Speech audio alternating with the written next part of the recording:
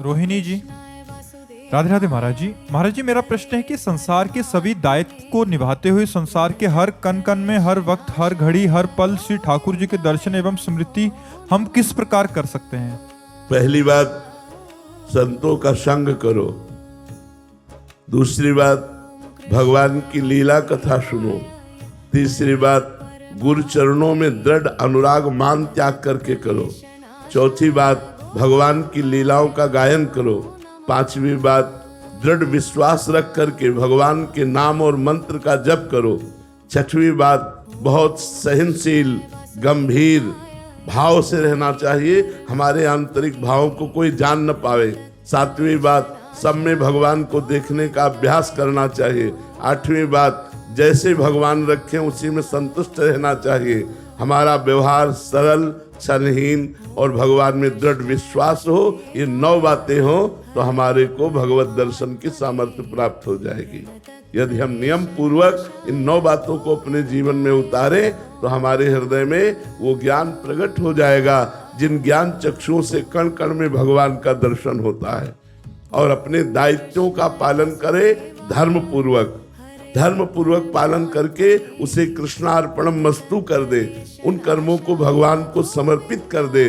तो समर्पण से और इस 9 प्रकार की भावना से हमारे हृदय में दिव्य ज्ञान, दिव्य भक्ति का उदय होता है, जिससे भगवत साक्षात्कार की योग्यता आती है कि कण कण में हम भगवान को देख सके।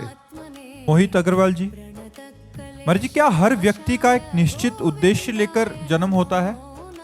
उद्देश्य यहाँ बनाया जाता है, संग से उद्देश्य की पूर्ति होती है।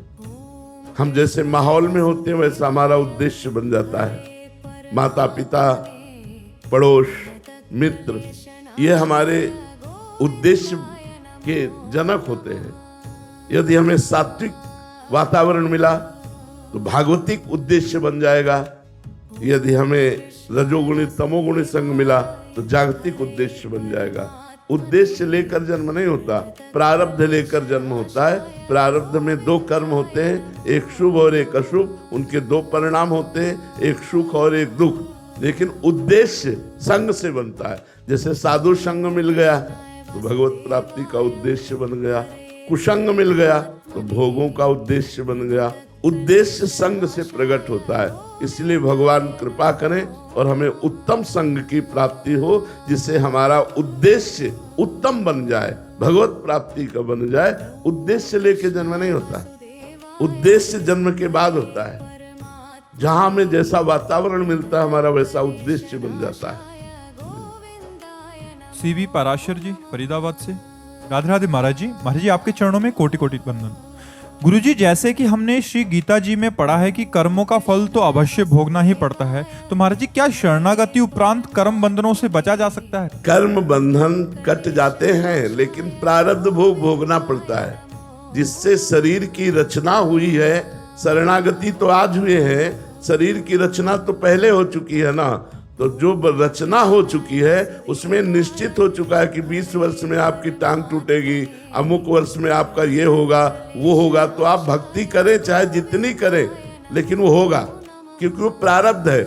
जो हमारे संचित कर्म हैं वो भस्म हो जाएंगे, जो क्रियमाण है वो मंगलमय हो जाएंगे, लेकिन जो प्रारब्ध है वो अवश्य में भोक्तव्यम कृतम कर्म शुभाशुभम, वो भोगना पड़ेगा। ये तैयारी रखनी चाहिए उपासक को।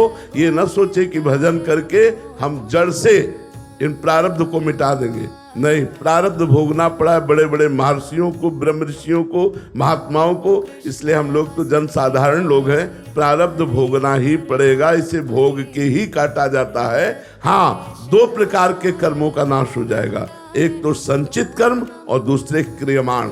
क्रियमाण भगवद अर्पित है, इसलिए निष्प्रभावित हो गए, और संचित कर्म भगवान की शरणागति से भस्म हो जाते हैं, और प्रारब्ध को भगवान की स्मृति में डूबकर हम भोग लेते हैं और हम भगवत प्राप्त हो जाते हैं। समझ में आई बात?